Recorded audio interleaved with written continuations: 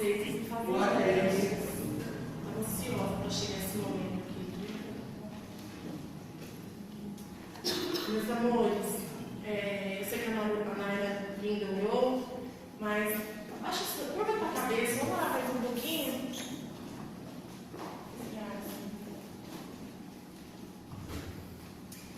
Senhor, em nome do teu filho amado Jesus, Pai, em tua presença, Senhor, eu quero te louvar e te agradecer pela vida de cada um que está aqui neste lugar. Oh, Espírito Santo, tu és tão lindo, Pai, tu és um Deus tão amoroso, Pai. Deus, eu te louvo e te agradeço por essa oportunidade, Senhor, que você nos dá de ouvir a tua voz. Pai, em nome de Jesus, em nome de Jesus, vai tocar em cada coração, Pai. Vai abrir entendimento de cada um aqui, Senhor, para que cada palavra que for anunciada nesta noite possa entrar diretamente na mente, Senhor, alcançar o coração, Pai. Que essa palavra venha, Senhor, ser lançada como uma sementinha, a palavra seja germinada e dar grandes frutos para a honra e glória do teu nome. Aleluia. Amém.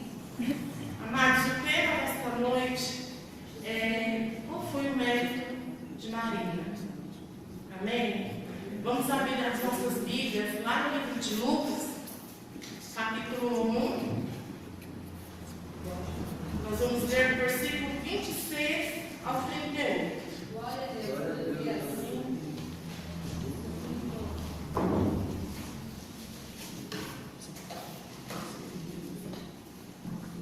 Aleluia. Glória a Deus. Amém? Quem já achou? Diga aleluia. Aleluia. Vamos lá. 26 diz assim: no sexto mês foi o anjo Gabriel. Para quem não sabe o significado de Gabriel, é mensageiro de Deus. Foi o anjo Gabriel enviado da parte de Deus para uma cidade da Galileia chamada Nazaré.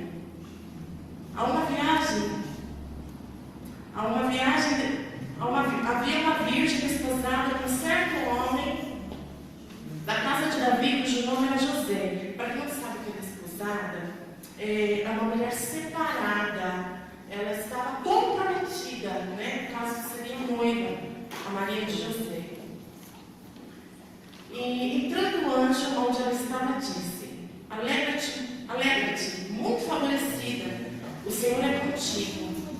Ela, porém, ao ouvir esta palavra, perturbou-se muito e pôs-se a pensar o que significaria esta saudação.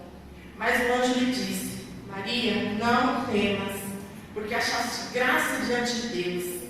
Eis que conceberás e darás à luz um filho, a quem chamarás pelo nome de Jesus.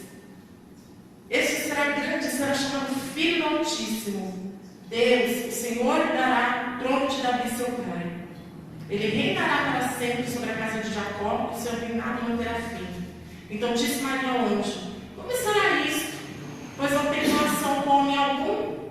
Respondeu-lhe o anjo: descerá sobre ti o Espírito Santo, e o poder do Altíssimo te envolverá com a sua sombra. Por isso também o ente santo que há de nascer será chamado Filho de Deus. E Isabel, tua parenta, igualmente concebeu um filho na sua velhice, sendo este já o sexto mês para aquela que se dizia ser estéril, porque para Deus não haverá impossíveis em todas as suas promessas. Então disse Maria: aqui está a serva do Senhor, que se cumpre em mim, conforme a tua palavra. E o anjo se ausentou dela. Amém? Vou contar um pouquinho da história lá no início, para vocês entenderem o contexto, tá? Lá em Lucas, no capítulo 1, diz que existia um homem que se chamava Zacarias. Zacarias, ele era um sacerdote. Um homem segundo o coração de Deus, um homem íntegro, um homem honesto, um homem trabalhador. Sacerdote, naquela época, significava aquele que cuidava do templo, que estava ali à frente das coisas, organizando as coisas. E Zacarias era casado com Isabel. A história de Zacarias e Isabel é muito semelhante à história de Abraão e Sara, né? Na época que o Senhor entregou Isaac Isaac, a eles não podiam ter filhos naquela época. É bem semelhante à história deles. O anjo do Senhor, o anjo que era Gabriel, o agente de Deus, ele foi ao encontro de Zacarias enquanto ele estava ali no templo, cumprindo suas atividades cotidianas. E quando ele chegou ali, o anjo olhou ali para Zacarias e falou para ele assim: Zacarias, não temas, eu sou o enviado de Deus, estou aqui para te dizer que aquela promessa que estava estabelecida lá atrás, que era o sonho de ter um filho, o Senhor vai me entregar aqui nessa noite para te dizer que você vai ter esse filho. Chegou a tua hora, chegou a tua vez. Glória a Deus. Glória a Zacarias. Mas se ele fosse um homem íntegro na presença de Deus, ele sentiu temor. Ele ficou com muito medo quando o anjo chegou na presença dele e disse essas coisas. Zacarias, ele ficou meio atemorizado e chegou a duvidar. Por que ele duvidou? Porque a idade dele já era muito avançada. Ele e Isabel não tinham condições, humanamente falando, de ter um filho. E ali, o Senhor lançou, a promessa. O Senhor lembrou a promessa que já tinha sido estabelecida lá atrás. A mesma palavra que foi dada a Zacarias, o anjo foi lá, visitou a Isabel em revelação e disse para ela: vou te dar um filho e esse vai ser João. João, ele será um homem, um grande profeta, um homem mais íntegro que o pai. Um homem forte, corajoso, que fará proezas em Deus. Deus iria estabelecer e levantar de João como um homem diferente na terra. Assim ele falou para Isabel. Amém? E Zacarias, quando ele recebeu a ordenação do Senhor através do anjo, ele se espantou e ele duvidou. Ele estava naquela condição de velhice. Quando ele duvidou, automaticamente ele ficou mudo. Zacarias não falava mais. Então, até que quando ele saiu do templo, enquanto o povo estava ali adorando e orando, o povo achou esquisito, porque ele não falava mais. O povo achava que ele tinha recebido ali uma revelação, ele tinha estado impactado com aquilo, e devido àquilo ele preferiu ficar quietinho. Só que Zacarias ele ficou mudo durante todo o processo do cumprimento da promessa. Amados, às vezes nós duvidamos daquilo que Deus nos promete. Sabe, às vezes a gente tem um desejo no coração e aquela promessa ela fica ali germinando. Às vezes fica até congelada, porque passa anos, passa tempo e a gente às vezes fala: mas essa promessa não vem, o Senhor esqueceu de mim. E eu, Senhor? Então, às vezes nós nos atemorizamos, temos dúvidas, e aonde o Senhor, nesse caso, tem silêncio. Sabia que você trabalha no meio do silêncio? Aleluia. Às vezes a gente ora, e a gente fala: Deus, esse aqui não é nada. O Senhor, ele trabalha no meio do silêncio, pelas nossas condições humanas, pelas nossas debilidades, pelas nossas fraquezas. Às vezes a gente fala tanto, joga tudo a perder. Aqui nós temos duas situações semelhantes, sobre o texto que a gente acabou de ler, que relata sobre o nascimento de duas crianças. Então, o primeiro ponto: plano de Deus, plano do homem. Vamos falar um pouquinho de Maria, que era Maria. Maria era uma moça jovem, estudiosos, teólogos da Bíblia, não está aquela palavra na Bíblia, tá? Na teologia diz que Maria ela era muito jovem naquela época, quando tudo isso aconteceu. Então, estimava-se que ela tinha mais ou menos por volta de uns 14 anos naquela época. Pensa numa menina de 14 anos, Maia, uma menina tão jovem, e o Senhor a escolheu para gerar o Filho de Deus. Uma menina que tinha tantos sonhos, Vitória? Tantos sonhos. Pensa você com 14 anos,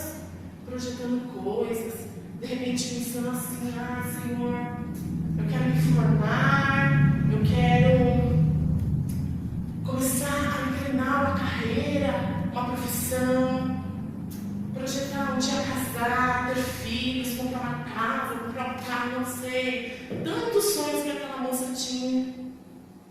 E esses sonhos tinham sido interrompidos, assim, porque o Senhor escolheu ela para carregar o Filho de Deus. Então ela já estava vivendo ali os sonhos de Deus. Ela abriu mão de sonhar os próprios sonhos, de ter aquilo que ela mesma tinha escolhido para ela um dia. Então, Isabel, sim, Isabel já é diferente, né? Isabel pediu um filho, diferente da Maria que não pediu nada. Ela foi agraciada, mas não pediu filho. A Isabel não, ao longo de uma trajetória de vida dela, ali, casada com Zacarias, o sonho de ser mãe. Pense, você acaba de casar. Casar quando ele acaba de casar é o quê? Não é nosso caso ainda, né, amor? Mas a gente, futuramente, pensamos em ter filhos. É o fruto de um relacionamento, né? E pensa essa mulher, ao longo dos anos de vida dela ali, projetando isso. E ano vem, ano vai passando tempo, e essa mulher chega na idade de ser uma idosa, gente. Não sei a idade específica, também não relata a idade dela da Isabel na Bíblia, mas diz que ela era muito velha. Então, assim, aos olhos humanos é impossível uma mulher velha gerar um filho. Né, Tiago? Mas assim são os planos de Deus. Para Deus não acaba nunca assim. E Maria, diferente de Isabel, ela teve que renunciar, abrir mão dos seus sonhos, né? Ela teve que abrir mão dos seus projetos e planos. Renunciar é uma palavra muito forte, viu, gente? Se render, rendição e renúncia estão ali muito juntos. Se render deve ser se doar, abrir mão mesmo. Então, essas duas circunstâncias estavam muito ali pertinho de Maria. Ela foi muito obediente em ouvir a voz de Deus.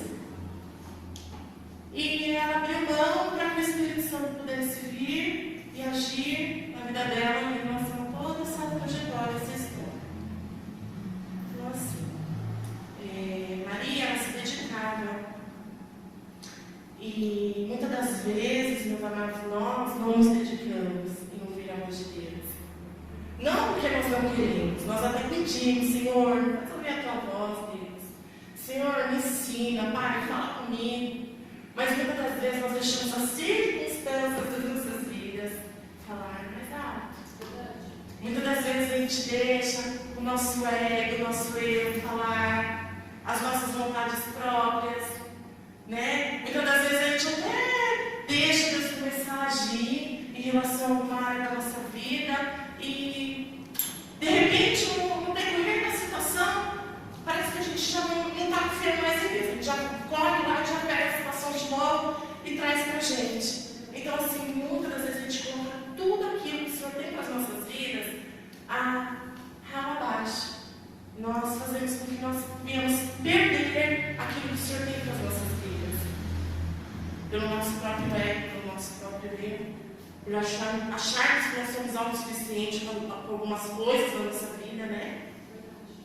Então, renúncia e rendição nos faz nos tornarmos servos. Assim como Maria foi, ela teve uma atitude de uma serva. Ela poderia muito bem dizer, como o Espírito Santo chegou lá e falou: olha, você é escolhida, você é bendita entre as mulheres e você vai gerar filho de Deus. Ela poderia muito bem falar: Senhor, eu não, Pai. Eu não, Deus, não sou digna, não. Mas não, ela disse: o quê? É isso aqui. Ela teve uma atitude de serva. E nós não temos noção de como Deus, Ele olha para nós derretemos o coração de Deus. Porque a nossa atitude de sermos servos é a atitude de sermos obedientes. Quando nós somos obedientes, nós atraímos o coração do Pai a nós. E ali Ele cumpre a boa, perfeita, agradável vontade dEle em nós. Tudo nas nossas vidas começa a fluir. Tua vida profissional ela começa a alavancar. Tua vida financeira ela começa a abrir.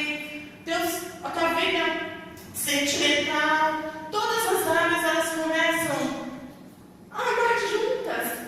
Quando nós abrimos nosso coração e falamos: Senhor, faça em nós a tua vontade. Eis-nos aqui. Assim como a nossa amada querida irmã Maria fez. Isabel, ela já tinha o sonho de ter um filho há muitos e muitos longos anos, né? Como eu já havia dito lá no início. E o Senhor, Ele tinha essa promessa. Mesmo ela velhinha, Zacarias velhinho, o Senhor cumpriu. O Senhor cumpriu na velhice dele. Porque Deus, Ele não é homem para mentir e nem filho do homem para se arrepender. Eu não sei qual é a tua promessa nesta noite. Eu não sei, Pai, o que o Senhor tem falado para você, o que o Senhor tem ministrado no coração de vocês. E muitas das vezes vocês ficam: ah, Senhor, essa promessa nunca vem, Pai. Parece que meu dia nunca vai chegar. O que você tem feito para adquirir uma atitude de um servo para atrair o coração do Pai ao seu favor? O que você tem feito? Será que você tem denunciado coisas? Ei, será que você tem denunciado os tratos, os convites de repente não ir para uma balada, de repente dizer não para certas amizades, dizer não para algumas coisas que você sabe que não agrada o coração de Deus? O que você tem feito para renunciar? Para dizer não? O Senhor nos leva a refletir nesta noite. Né? E aí entra a questão da confiança, que é o que o Senhor usou a nossa amada irmã Bruna para falar nesta noite. Os louvores têm falado muito sobre confiança nesta noite. Confiar no Deus Altíssimo. Confiar naquele que te gerou, naquele que te estabeleceu. Gente, é muito profundo. Se o Senhor te trouxe aqui nesta noite, é porque Ele tem uma promessa a qual Ele quer estabelecer para ti nesta noite. Se Ele te trouxe aqui nesta noite, é porque Ele manda te dizer que aquela promessa que foi falada lá atrás, ela vai se cumprir. Ela já está sendo cumprida. Você tem que orar para ela e falar: Senhor, eu tomo posse, tá? Eis-me aqui, faz essa atitude, faz agora esse compromisso. Senhor, eis-me aqui, Pai. Levanta a tua mão e fala: eu tomo posse, Senhor, da minha promessa, Deus. Oh, Deus, maravilhoso. E nós temos dois contextos diferentes. Que, assim, o mesmo anjo que prometeu o filho para uma mulher, foi o mesmo anjo que prometeu o filho a outra. E a moça jovem, que era Maria, ela não pediu o filho a Deus. Como eu já havia dito lá no início, já Isabel pediu. Né? Aí entra o projeto de Deus. Maria procurou sua prima Isabel. Isabel era prima de Maria, tá? E ela poderia ter procurado seus pais, ter procurado uma amiga mais íntima, né? Mas não, ela procurou Isabel, a sua prima. Porque Isabel, ela era uma mulher mais velha, uma mulher mais madura, ela era esposa de um sacerdote. Ela já tinha história com Deus. Então, quando Maria procurou Isabel, automaticamente o Senhor, ele mesmo falou, ele mesmo consentiu no coração das duas que havia um segredo de Deus, que era igual para o coração de uma e para o coração da outra. Então, isso automaticamente, de uma para a outra, gerou o agir de Deus de maneira diferente, mas com o mesmo propósito. Então, assim, Maria, ela teve um grande desafio e um grande problema. Porque naquela época, uma mulher engravidar sem ser casada era um escândalo. Era, assim, inadmissível. Ela corria riscos de ser morta, riscos de ser apedrejada. Tanto é que quando tudo isso aconteceu, José pensou para largar Maria, cair fora, abandonar a situação. Mas o Senhor, quando Deus está no negócio, Marcos, quando Deus começa a obra, Ele vai até o fim que Ele é. O Senhor usou o anjo, o mesmo anjo lá no início, visitou José em sonho e disse para ele: não abandone. Eu cumpri a vontade do Pai da vida dela. Ela foi escolhida. Ela foi escolhida. Vocês têm noção do que é isso? Você ser escolhido por Deus é um privilégio muito grande. Vocês todos que estão aqui foram escolhidos por Deus esta noite. Isabela estava ali, coitada, numa situação, né? Complicada. Como se ela estivesse fornicação, por não estar casada. E automaticamente José correu e casou-se com ela. E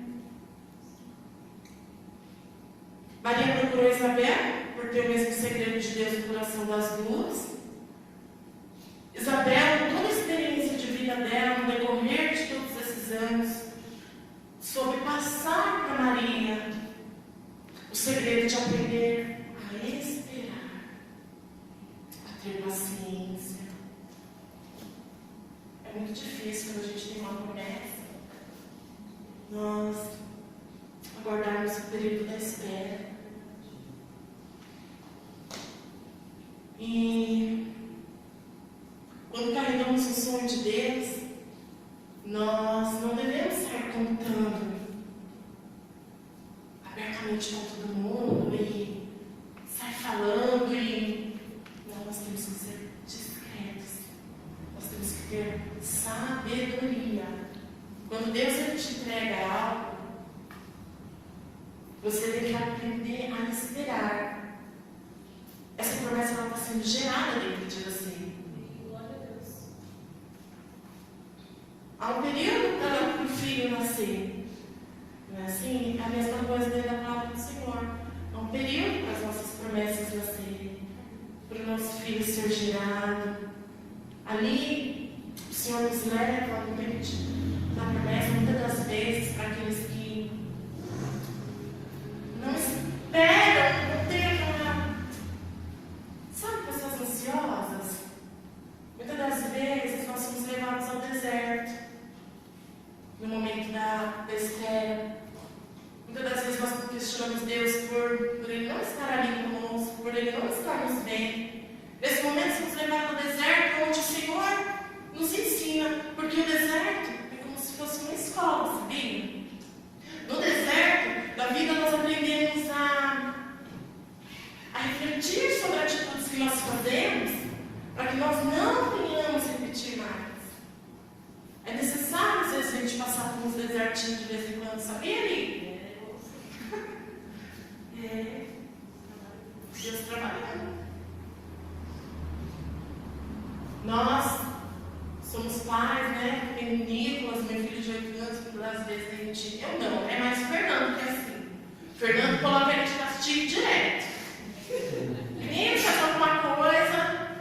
Ó, vou tirar o videogame, um mês sem videogame, um mês sem isso, um mês sem aquilo. Às vezes eu falo, ai, tadinho do meu filho, ô amor, não faz assim não, por favor. Mas depois, eu paro e penso e falo, Senhor, se não for dessa maneira, nós ensinarmos os nossos filhos, amanhã depois eu pensar neles. Não é? É a mesma coisa, Senhor, conosco. Ele está falando conosco nesta noite. Se o Senhor não nos podar de vez em quando, não dá umas cortadinhas nas nossas asas e colocar a gente um pouquinho no deserto para refletir, meu Deus do céu, a gente vai se auto-consumir, a gente vai se achando. Às vezes é necessário, gente, sabe? ter esse período aí de reflexão com Deus. O período que o sonho está sendo gerado, nós temos que ter cautela. Amém?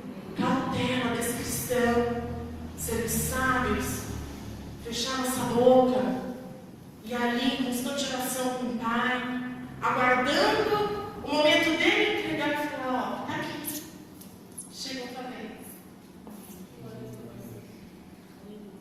Muitas das vezes quando a gente age por ansiedade, certo, pulando tudo, sabe o que acontece? O Senhor, como eu disse, pela terceira vez, o Senhor não é homem para que minta, nem filho bom para que se arrependa. Ele não vai tirar, vai excluir aquela promessa que ele te deu lá atrás. Ele vai te dar um tempo oportuno, mas para isso você vai ter que voltar a fila. Vai ter que voltar tudo de novo para o Senhor poder te entregar. Porque aí você já vai estar maduro o suficiente para não repetir os mesmos erros. Amém? Amém. Então, para finalizar, nós vamos bem rapidinho a palavra, hein?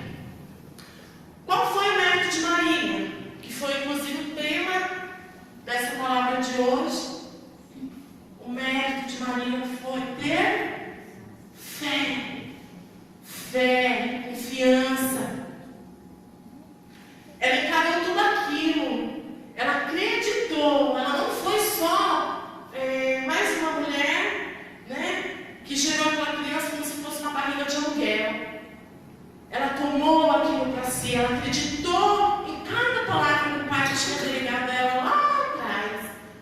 Com todo esse processo de geração.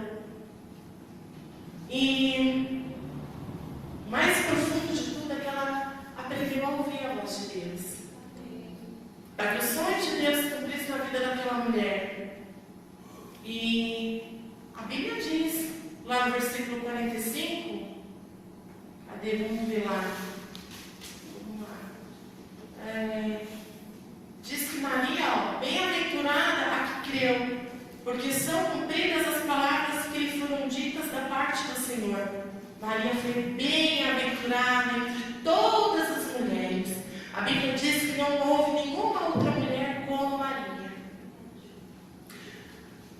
O catolicismo, ele idolatra Maria por ser mãe de Jesus. Nós sabemos que ela foi uma mulher comum como qualquer outra.